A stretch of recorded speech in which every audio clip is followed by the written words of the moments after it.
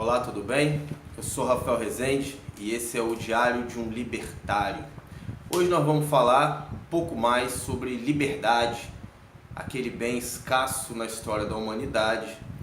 E hoje eu gostaria de falar sobre um tema, acho muito importante falar sobre um tema, que é Jesus e a mudança de paradigma. Antes da gente entrar diretamente nesse tema, quem veio assistindo meus outros vídeos deve ter se ligado que Jesus é uma figura recorrente nas minhas falas.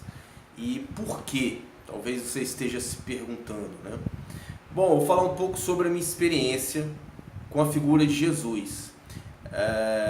Eu entrei na universidade em 1997, lá na Universidade de São Paulo, para estudar ciências sociais. E a minha intenção era descobrir um sistema econômico, ou então um sistema político, ou um sistema político-econômico que pudesse dar conta de frear as guerras humanas ou de realizar o bem para a humanidade de modo completo.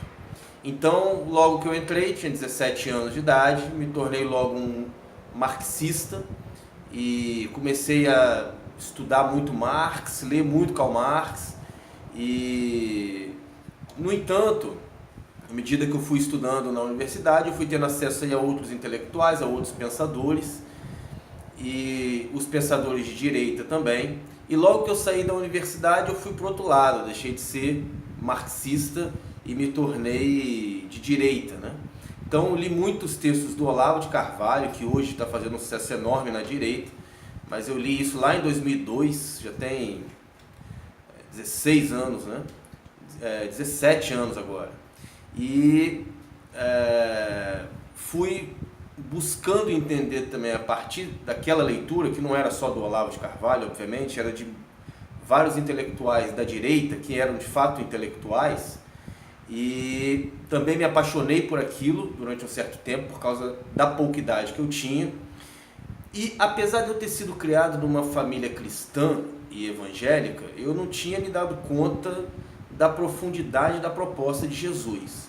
Até porque eu acredito que a religião faz de tudo para esconder isso, na verdade, né? Porque se a religião mostrasse mesmo de fato a mensagem de Jesus e pregasse a mensagem de Jesus, a religião de fato nem existiria da maneira como ela existe, né? E não seria uma instituição. Porque você vê que Jesus não veio aqui montar instituições, muito pelo contrário, todas as instituições da época dele o odiavam, né? Quem amava Jesus eram as pessoas, eram os indivíduos, mas as instituições, ou as pessoas que falam em nome das instituições, ou que buscam se sentir legitimadas por alguma instituição, essas odeiam.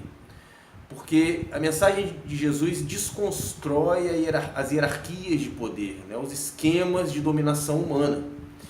Então eu fui me dando conta, depois de ter me apaixonado tanto pela esquerda a princípio, quanto pela direita posteriormente, eu fui vendo que na verdade nenhuma dessas propostas alcançava aquilo que eu vinha buscando, que era uma harmonia e um entendimento entre as pessoas.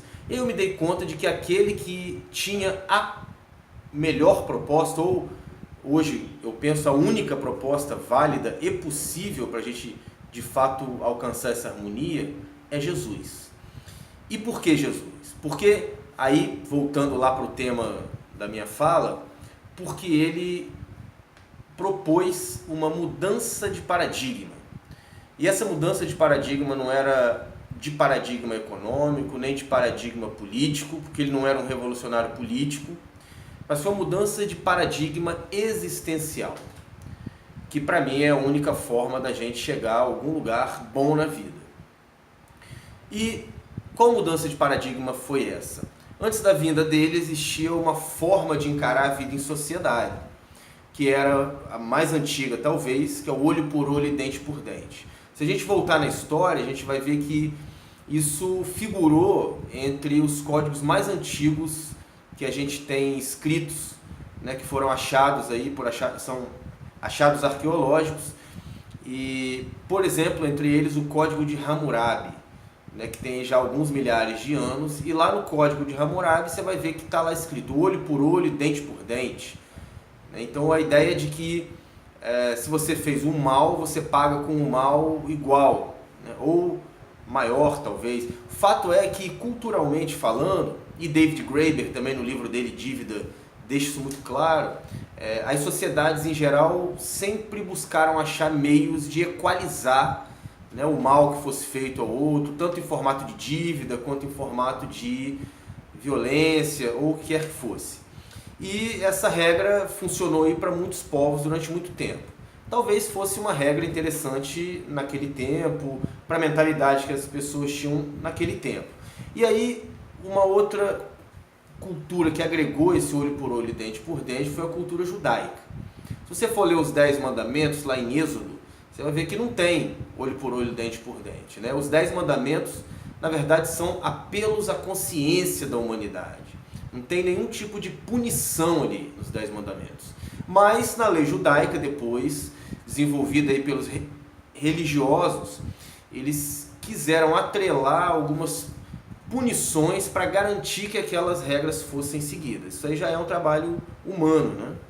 Então, o direito romano depois fortaleceu essa regra, né, do olho por olho e dente por dente, criando ali inúmeras normas de como se deveria agir nesse tipo de caso. No entanto, a proposta de Jesus foi radicalmente oposta a essa. E muito por isso também ele teve que pagar pela mensagem que ele veio transmitir, né? Gente, não é à toa que a figura de Jesus foi uma figura tão controversa, né? E não foi à toa que ele foi assassinado. Hoje a gente vê esse Jesusinho Nutella que as religiões pregam, mas eu desafio você a ir na fonte, que é a Bíblia, e dá uma olhada lá nos 4 evangelhos, que eu costumo chamar da biografia não autorizada de Jesus, e leia por você mesmo e tire suas próprias conclusões. Se você for membro de alguma religião, eu sugiro que você leia essas palavras e avalie a sua religião, né? Às vezes o amor é uma coisa muito falada, mas não necessariamente praticada. Porque se a gente for analisar de fato essa proposta de Jesus do amai-vos uns aos outros, ela é muito radical, ela não tem nada de Nutella, ela é muito radical porque ela nos obriga, caso a gente queira seguir, a abandonar esse olhar focado no olho por olho e dente por dente. E isso é muito difícil, porque a gente sente, quando a gente faz isso, que a gente está sendo otário, que a gente está, na verdade, sendo atropelado pelo mundo, que o mundo faz o mal pra gente e a gente não faz nada, quando o esperado é que a gente pague com a mesma moeda. No entanto, a proposta dele, você só vai entender ou acreditar que é uma boa ideia, uma boa proposta, quando você puser em prática. Você vai ver que não é simples, obviamente, mas que é necessário para quem busca experimentar a vida com uma plenitude maior. Principalmente porque amar ao outro traz desapego. E há várias coisas, né? Vou dar alguns exemplos aqui, aplicativos, né, de como esse amor foi proposto na prática, né? Alguns dos discípulos de Jesus, não me lembro qual, né, perguntou para Jesus o seguinte: Jesus, você está dizendo aí que a gente deve perdoar, mas o quanto a gente deve perdoar? Até 7 vezes? Que imagino que na cabeça dele já era demais, né? Um absurdo. 7 vezes é coisa demais. No entanto, Jesus, sendo ainda mais arrojado, diz: não digo que 7 vezes, mas 70 vezes 7. Obviamente que quando você perdoa alguém 70 vezes 7 vezes, Jesus não está falando de número aí, né? Até porque se você for falar de número vai dar quase 500 vezes. Mas quando você se acostuma a perdoar, não se trata mais de estatística, né? Isso é um modo de ser. Você vai perdoar infinitamente. Você não vai perdoar 70 vezes 7, você vai perdoar muito mais se for necessário. Porque é quando você assume essa perspectiva, quando você assume esse posicionamento, que vai sendo desenvolvido ao longo da vida. Você não assume hoje e amanhã você já está agindo dessa maneira. É um posicionamento que vai se alcançando um dia após o outro e sem pressa. Outra coisa que ele diz: se o teu inimigo tiver fome, dá-lhe de comer. Se tiver sede, dá-lhe de beber. Tenho certeza que muitos do que estão assistindo aqui Se visse um inimigo com fome, ia deixar morrer de fome. Se estivesse com sede, ia deixar morrer de sede. E ainda ia dizer, ó, é bom para ele aprender. É bom que só assim talvez ele aprenda. A quantidade de gente que eu vejo com ódio, gente que por um lado prega o amor e por outro o ódio, né? Tem gente falando em tacar fogo nos fascistas, em eliminar os fascistas. Essa é uma atitude totalmente fascista, né? Então é a atitude de quem ainda não entendeu a ideia do amai-vos uns aos outros, né? E a ideia de que você acaba se desapegando do seu posicionamento político, do seu posicionamento econômico ou qualquer que seja o seu posicionamento. A ideia é que você humildemente aceita que você não tem a razão de tudo, e mesmo que você tenha razão, você não vai lutar para enfiar a sua razão goela abaixo de ninguém. Muito pelo contrário, né? Você vai entender a ignorância alheia caso você se considere alguém mais evoluído, né? Então assim você pode conviver com as pessoas, ensinando as pessoas a serem tão amáveis quanto você. Outra coisa que ele diz, né? Se alguém te der um tapa na cara, e aí obviamente não literalmente um tapa na cara, ou talvez sim em alguns casos, mas se alguém te faz algum mal, ele diz, oferece outra face. O que ele está querendo dizer é, dá uma outra chance para esse ignorante, né? Para que talvez através da sua atitude ele enxergue a ignorância dele próprio. Talvez ele não enxergue também, mas aí já é um problema dele. Sua atitude não vai ser para que ele simplesmente aprenda, mas vai ser para que você pratique isso e se torne um ser humano melhor, porque vai se tornar alguém mais leve. E vai se tornar alguém mais leve porque aos poucos vai deixando a bagagem daquilo com o qual você se importa, né? Daquilo com o qual você se apega, né? Seja a sua reputação, por exemplo. Quando aqueles indivíduos queriam apedrejar a mulher adúltera, eles queriam salvar o que naquele caso? A não ser a reputação do marido, né? Ou então a reputação do povo judeu.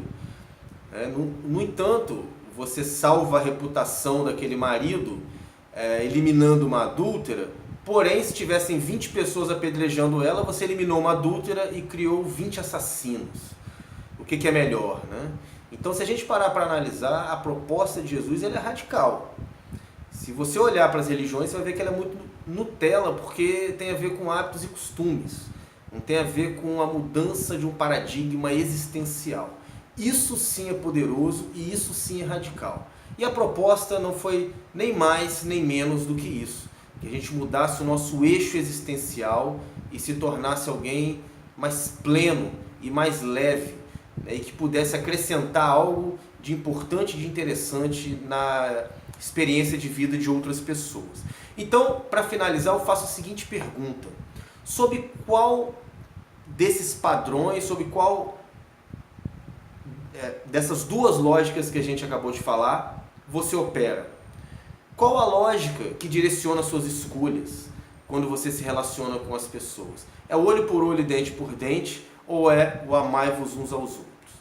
Sugiro que você faça um teste e coloque em prática a lógica do amai-vos uns aos outros em todas as suas atitudes. Aplique isso a todas as suas atitudes.